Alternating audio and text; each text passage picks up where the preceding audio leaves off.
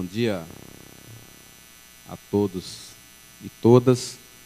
É uma satisfação enorme estar aqui para debater um pouco com vocês as nossas posições políticas e as nossas propostas para a cidade. Queria saudar a todos, dizer da minha alegria de poder debater com vocês. Agradecer demais o convite do LIDE e dizer que para mim é um desafio, né, estar aqui conversando com uma plateia que é uma plateia distinta daquela que eu costumo trabalhar no meu cotidiano.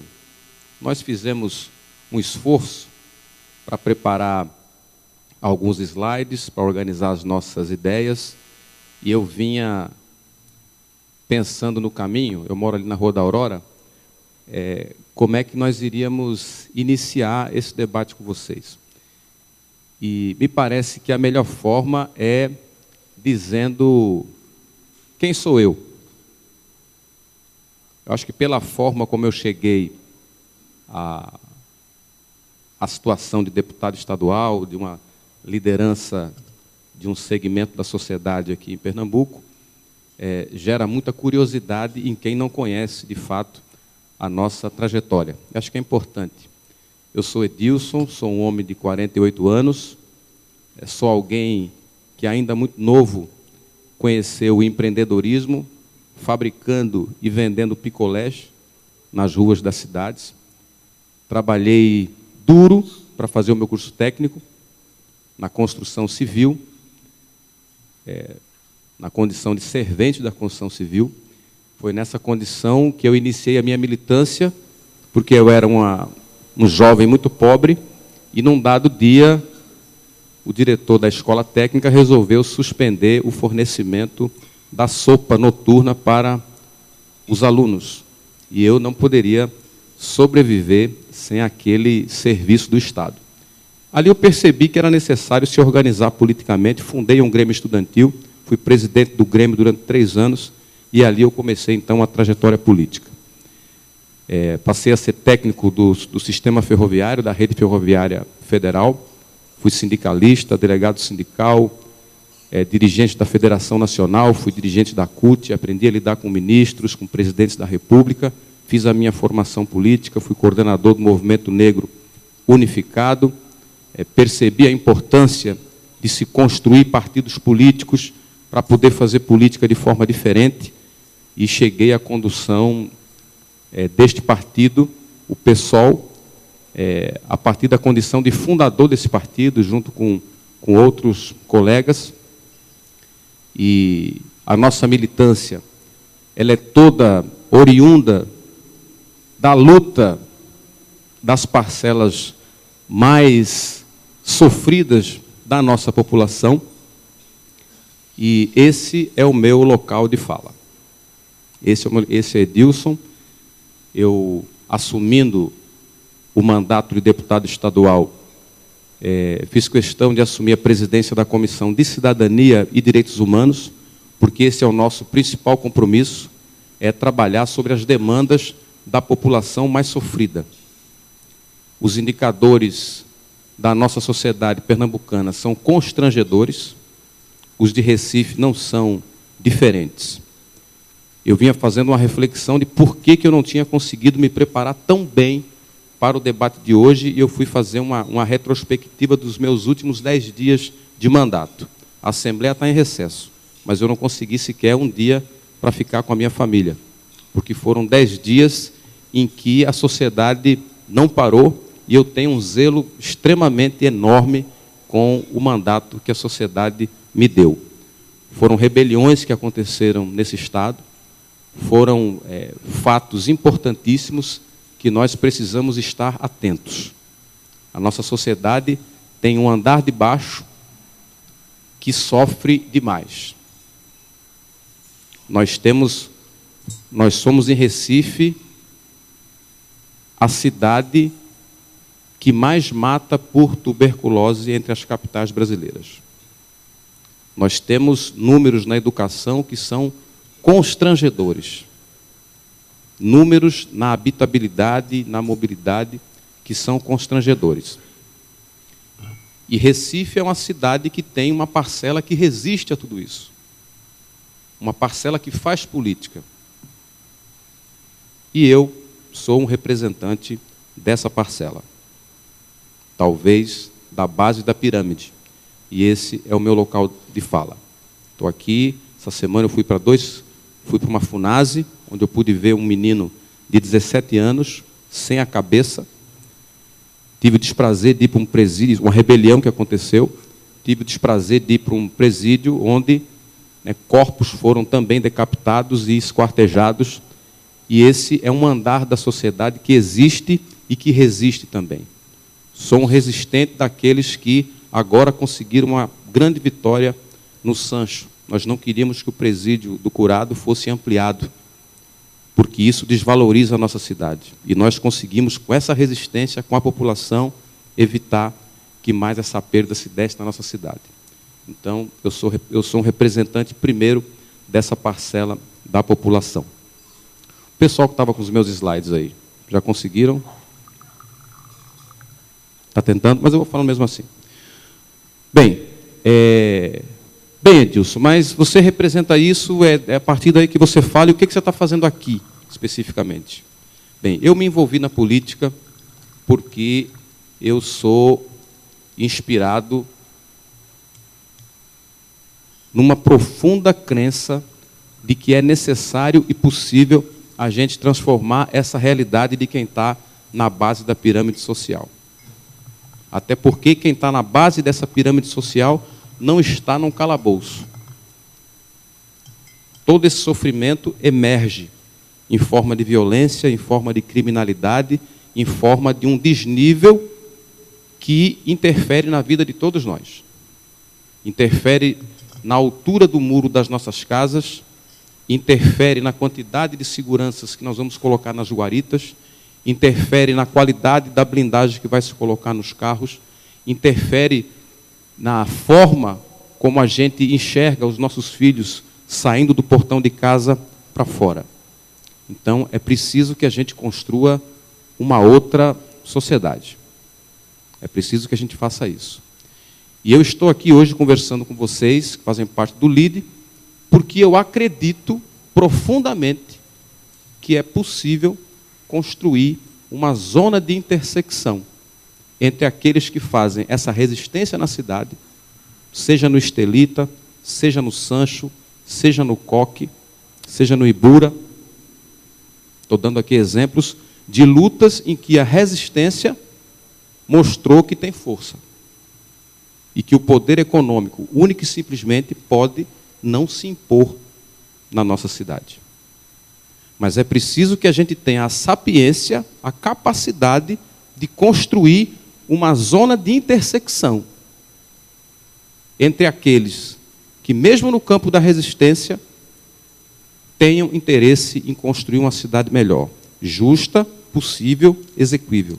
E aqueles que, mesmo entre o que nós chamamos de elites da cidade, também têm interesse, e nós temos certeza que existem pessoas que têm interesse na construção de uma cidade mais justa e equilibrada. Então, eu estou aqui com essa expectativa e sou candidato a prefeito da cidade, pré-candidato, acreditando que é possível construir, sim, uma zona de intersecção, um centro político, onde a gente possa isolar os extremos de todos os lados desse debate e construir um ponto de intersecção onde a gente possa pensar uma cidade melhor para nós. Isso aqui, para mim, é uma máxima. Uma máxima que nos ensina muito. A melhor organização econômica e política é aquela que consegue conferir à sociedade o máximo de liberdade, de democracia e igualdade.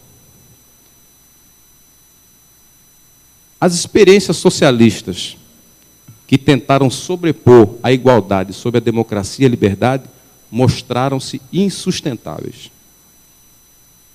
E muitas das que tentaram alcançar a igualdade a partir da liberdade exagerada também se mostraram insustentáveis. E o Bobbio nos ensina que é preciso a gente encontrar esse equilíbrio. E é com esse princípio que a gente quer avançar. Eu esqueci que sou eu que estou com a...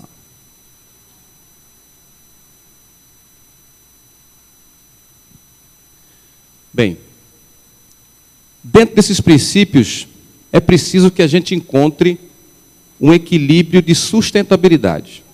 Eu avanço um pouquinho em relação à apresentação que o Daniel fez aqui, que eu concordo com ele. Nós temos que encontrar um equilíbrio entre sustentabilidade econômica, social e ambiental.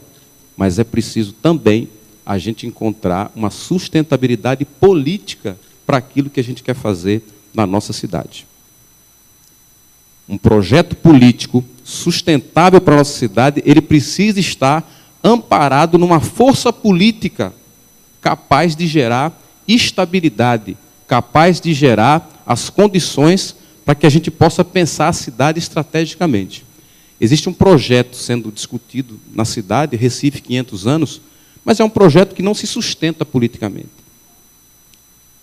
Chamaram algumas pessoas para discutir a cidade e criaram um projeto numa folha de papel. Não chamaram os camelôs da cidade, que vão continuar resistindo na Boa Vista, vão continuar ali. Não existe força militar capaz de tirar aquele pessoal dali. Porque é insustentável economicamente você manter uma força bruta para disciplinar o comércio no centro através da força. É preciso chamar essas pessoas e a gente regulamentar aquilo. Porque essas pessoas são a força política na cidade. Por mais que não se queira, elas são. Então, e essa sustentabilidade política é o que me faz estar aqui. Porque não existe sustentabilidade política para um projeto que eu estou me propondo a liderar nesse momento, sem a presença de vocês. A gente quer ouvir vocês e quer que essas lideranças empresariais, políticas, façam parte da construção de um centro político para a gente construir a cidade que nós queremos. Bem, é preciso também que nós avancemos na questão da democracia. É consenso, é lugar comum que a política está velha, a política está carcomida e ela não atende mais aos interesses da sociedade. Daniel falou muito bem aqui e exemplificou com fatos como isso acontece na vida da gente. Agora, é preciso que nós coloquemos em prática uma nova forma de fazer política, não a partir de heróis que emergem do mundo político. E eu não tenho cara de super-herói. E é o que eu digo em todo lugar que eu vou. Nós não estamos precisando de novos ícones que vão, a partir da sua capacidade, da sua força política, mudar a democracia brasileira. A democracia brasileira vai ser mudada a partir de uma nova prática, a partir de uma ampliação da democracia. E para nós, essa ampliação significa descentralizar a gestão. Se nós queremos incluir os microempreendedores, os pequenos empreendedores, transformar os camelôs em negócios devidamente regulamentados na cidade, nós precisamos descentralizar a gestão para que a gestão possa chegar até ele. Porque se um empreendedor mais organizado tem dificuldade de se formalizar e de existir na cidade, imagina um camelô. Imagina o dono de um fiteiro. Imagina um fabricante de uma cerveja artesanal. Então, é preciso também que o Estado ele pense que para ele atender ao micro e ao pequeno, ele precisa também se tornar micro e pequeno para alcançar aquela parcela da população. É preciso que a gente amplie a participação popular na gestão. Até porque muitas decisões estratégicas da cidade não vão poder ser tomadas por um super-herói no prédio da prefeitura. Para a gente ter coragem e força para mudar, por exemplo, a situação caótica das áreas centrais da cidade, que eu penso que a gente deve acabar de vez com o estacionamento nas vias públicas, nas áreas centrais da cidade, acabar com zona azul. Qual a solução? Edifício garagem. Via pública é um bem público, não é um bem privado que pode estar sendo utilizado para o carro. Agora, uma decisão como essa, ela não pode ser tomada por um prefeito e nem por meia dúzia de secretários. É uma decisão que exige participação popular, porque é dessa participação popular que vai emergir uma força política para evitar, para fazer a contenção da carrocracia que acha que a via pública é um patrimônio seu.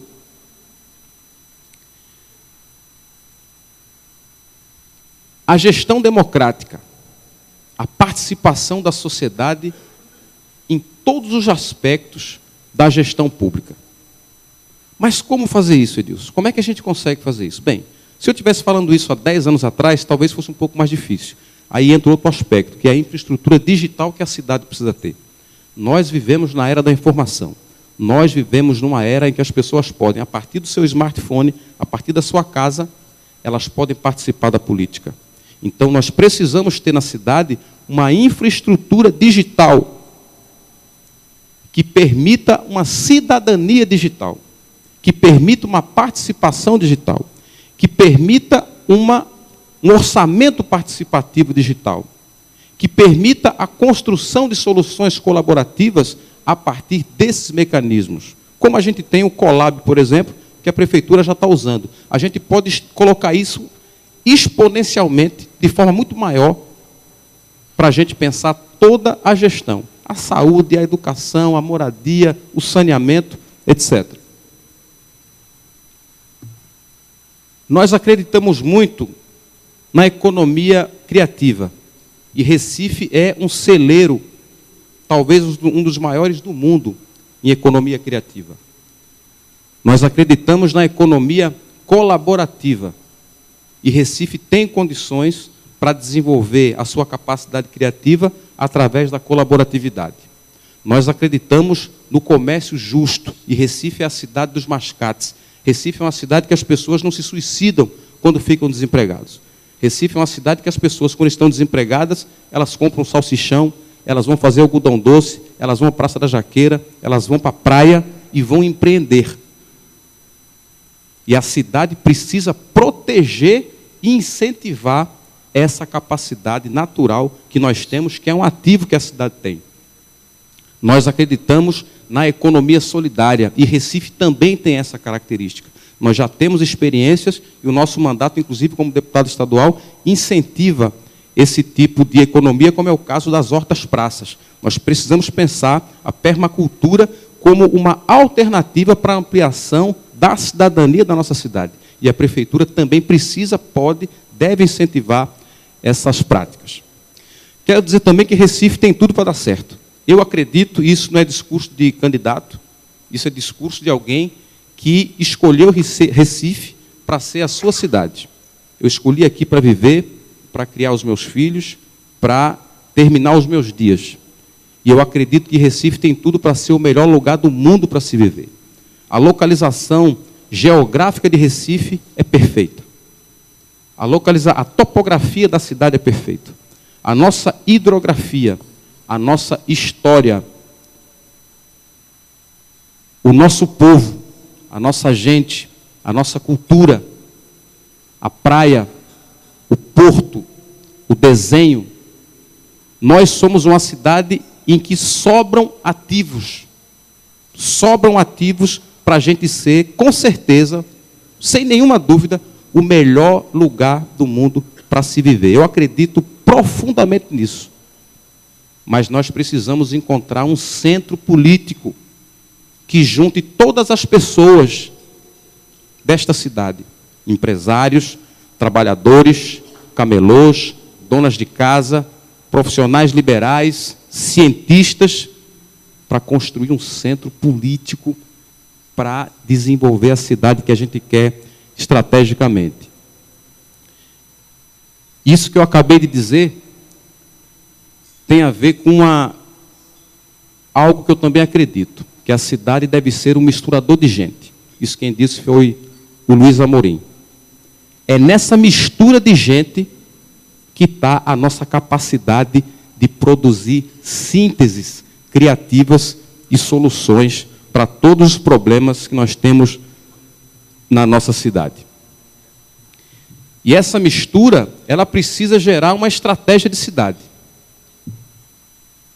E a estratégia de cidade significa que a gente não pode estar pensando na cidade de 4 em 4 anos, ao sabor do que interessa a tal ou qual prefeito que entra na cidade.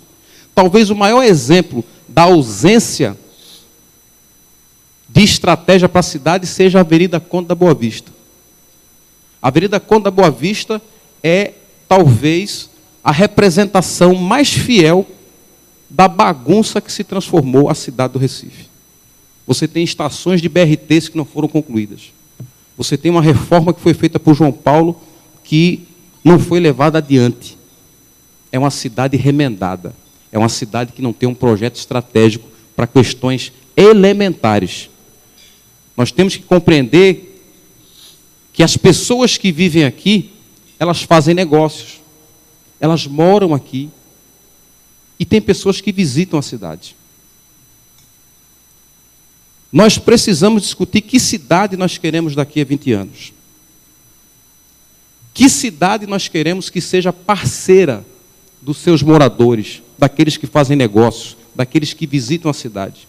Como a gente pode transformar a nossa cidade em algo que seja bom, em algo que seja algo que nós queiramos nos associar, algo que nos dê orgulho e que sirva como alavanca para tudo que a gente quer fazer de bom nessa cidade. Um plano diretor para os próximos 10, 15, 20 anos precisa ser feito. Se a gente quiser dizer que daqui a 20 anos nós vamos ter uma cidade com mobilidade, uma cidade com mais qualidade de vida, uma cidade que dá guarida a quem quer empreender nela, nós precisamos começar a pensar nisso imediatamente. Nossa cidade tem muitos desafios de gênero, de raça. Nossa cidade tem muita concentração de renda e exclusão social. Nossa cidade tem indicadores inaceitáveis. Inaceitáveis. Nossa cidade tem uma habitabilidade constrangedora. E é mais constrangedor quando a gente vê o estoque de imóveis que nós temos vazios. É tanta gente sem casa e tanta casa sem gente. É preciso que a gente encontre um ponto de equilíbrio nesse desnível absurdo. Nós temos desafios profundos na mobilidade. Nós temos uma má preservação e uso do espaço público. E com soluções que são fáceis, porque Recife, diferentemente de boa parte das cidades grandes do país, nós temos linhas planas que levam o centro da cidade a todos os seus extremos. A todos eles. Nós podemos resolver problemas de intermodalidade apenas com ciclofaixa. Você consegue sair do centro e para o final da Caxangá, com ciclofaixa. Você consegue ir para o Cabo de Santo Agostinho. Você consegue ir para Paulista, em linha plana. E isso é um ativo da nossa cidade também. Nós acreditamos também que a riqueza de uma sociedade vem da sua capacidade de gerar valor a partir do seu trabalho. Isso quem disse foi Adam Smith. Eu acrescentei ali a sua criatividade. Nós temos muitos ativos, nós temos a convicção de que a riqueza da cidade não está nos cofres da prefeitura. A riqueza da cidade está naqueles que trabalham, porque a riqueza é gerada dali. E é nesse espaço de geração de riqueza que a gente acredita que a cidade pode ser emancipada. E para nós, emancipar a cidade é dar autonomia para as pessoas. Porque para nós a grande obra não é cuidar das pessoas, é emancipar as pessoas. Muito obrigado.